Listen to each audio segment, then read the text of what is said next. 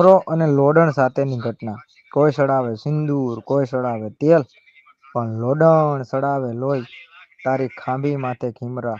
આ એક ગાળાની વાત છે જ્યારે ઘુમલી, ભીખાણું અને જેઠવા કુળની અલગ પડ્યું. તેમાંથી રાવલિયા, સોરઠિયા, આહિર કહેવાણા. એનો એક કુળ દીપક એટલે ખીમરો. ખીમરો છે સૂર્યોદય, તાલુકો કલ્યાણપુર, જિલ્લો દ્વારકા.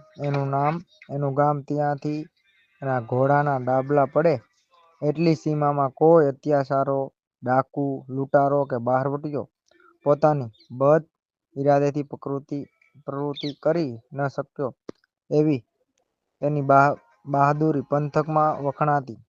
સૂર્યોદયથી સેંકડો ગાઉ દૂર ખંભાત. આ ખંભાતની એક ખમતીધર પેઢી એટલે જેરામ મહેતા. કોઈ એની વાણીઓ કહે. અમુક બ્રાહ્મણ જેરામાતાના સંસ્કારી ખોરડે ઉગી ઉછરેલી ભાઈ લોડણ આયના જેરામ મહેતાના આંગણે ખિલખિલાટ કરે.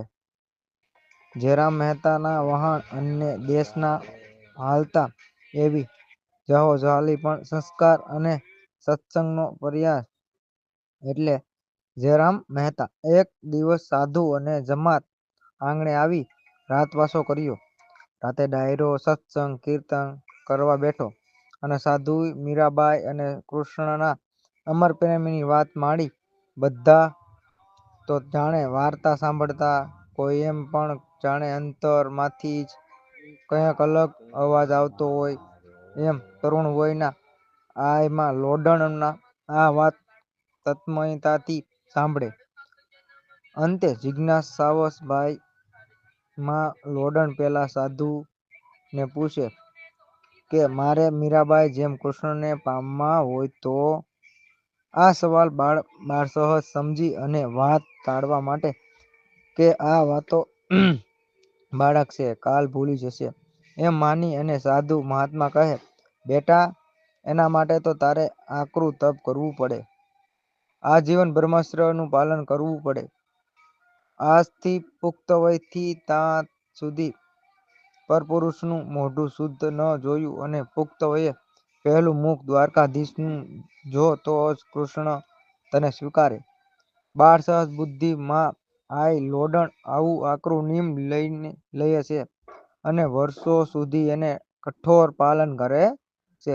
પોતાના બાપ જેરામ માતા અને ભાઈ જેનું નાનપણના ખીમરો જ હોવાનું મનાય છે, સિવાય કોઈ પુરુષનું મુખ જોતા નથી અને કૃષ્ણ ભક્તિમાં લીન રહે છે. વર્ષોના વહાણા વીતે અને આયમાની વયે પુખ્તતાનો ઉમરો અકવાયો છે. ખંભાતની જબરો સંગ લઈ અને આય લોડણ દ્વારકાથી યાત્રાએ નીકળે છે. હાલતા હાલતા સંઘ રાવલ સૂર્યોદયની નજીક હાલનું રાવલ, તાલુકો કલ્યાણપુર, જિલ્લો દ્વારકા નજીક પહોંચે છે અને સાથે પહોંચે છે સંઘનું કેટલાય ગાઉથી પગેરું દબાવતા બહારવટિયા. સાંજના સમયે સંઘ પર લૂંટના ઈરાદે હિંસકારો હુમલો થાય, પણ ડાડો ખીમરો ત્યાં સાની નદીના કાંઠે પોતાના ખેતરમાં પાણી વાળતો હોય છે. દેવી અવતાર સમાન ડાડો ખીમરો સંઘની વહારે દોડી જાય છે અને જીવ સચોટની લડાઈ કરી બહારવટીઓને ખંભાવે છે. સાંજ પડી ગઈ હોય, સંઘ રાતવાસો કરવા ત્યાં રોકાય છે.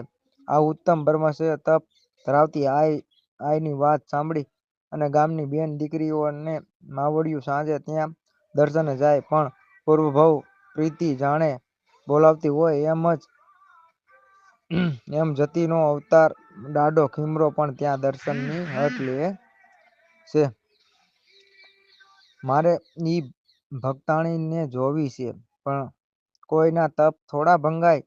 ઠાકર કોઈ દી માફ ના કરે મારા લાડકા દેર, પણ વર્ત તો એણે કોઈ પરપુરુષનું મોઢું ન જોવાનું લીધું છે. કોઈને મોઢું ન જોવા દેવું નું થોડું નિયમ છે. હું ચેડો ઊભો ને જોઈ જઈશ અને એને ખબર પણ નહીં પડે, પણ ન્યા તને લઈ કેમ જાવો? આખરે મઠે ભરાઈને ભીમરો ભોજાઈ ભાભીના કપડાં પહેરી સ્ત્રી વેશે સાથે જાય છે. આ બાજુ આ લોડણ સહુ સુદ્ધડું સાથે સત્સંગ કરવા બેઠા છે અને ત્યાં એ બાજુ દાદા ખેમરો બીજી સ્ત્રીઓ સાથે ઈ બાજુ આવે છે. હવે બીના એવી બને છે કે જાણે આ જન્મની પ્રેમ કથા હોય અને ખુદ જગત નિહિતા બેયના મિલન કરાવતો હોય. ટૂંકમાં ચાલીને આવતા કિમરા દાદા અને સ્ત્રીઓને પાણીનું એક નાનું વહેડું પસાર કરવાનું થાય છે. જે પુરુષ સ્વભાવે ખેમરો ટપી ઓળંગી જાય છે. જ્યારે અન્ય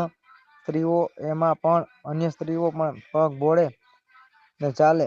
આ દ્રશ્ય હાયમાં નિહાળે છે અને પગથી પુરુષ પરખાઈ જતા ઈશ્વરની કૃત જિજ્ઞાસુથી ખીમરોનું મોઢું આયમાં જોઈ લે. આયમાના નિયમ નો ભંગ થાય છે પણ તપસ્વી સમાન માતાજીએ ઈશ્વરની મરજી સમજી ખીમરાએ પ્રભુ પ્રસાદી તરીકે સ્વીકાર કરે છે અને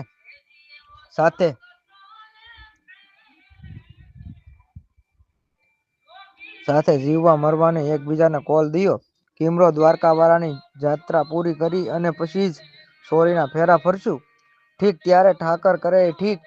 દાડો ખીમરો આયમાં ને જાગા પૂરી કરવાની રજા આપે છે પણ પ્રેમની અમર ગાથા એને અટકાવે છે. આખરે સન જાપા પૂરી કરવા જાય દ્વારકાના માર્ગે હાલતો થાય. આ બાજુ વર્ષોનું વેર સંઘરીને બેઠેલો બહારવટીયો રાતના અંધકારમાં નિદ્રાહીન ખીમરો ઉપર ખૂની હુમલો કરી એને કરણપીર હત્યા કરે છે.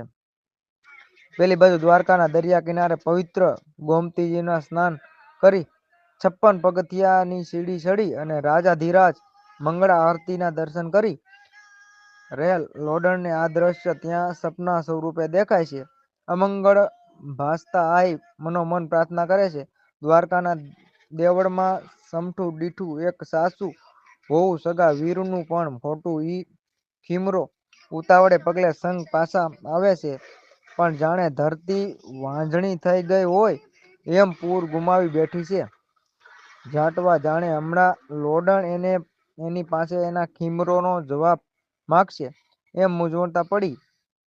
પણ મને જાણે કુદરતનો કોઈ જંગસદ અપરાધી કરી બેઠો હોય જેની સજા કલ્પી ન શકાય. છેવટે હિમાલયનું કાળજું ફાડી નાખે.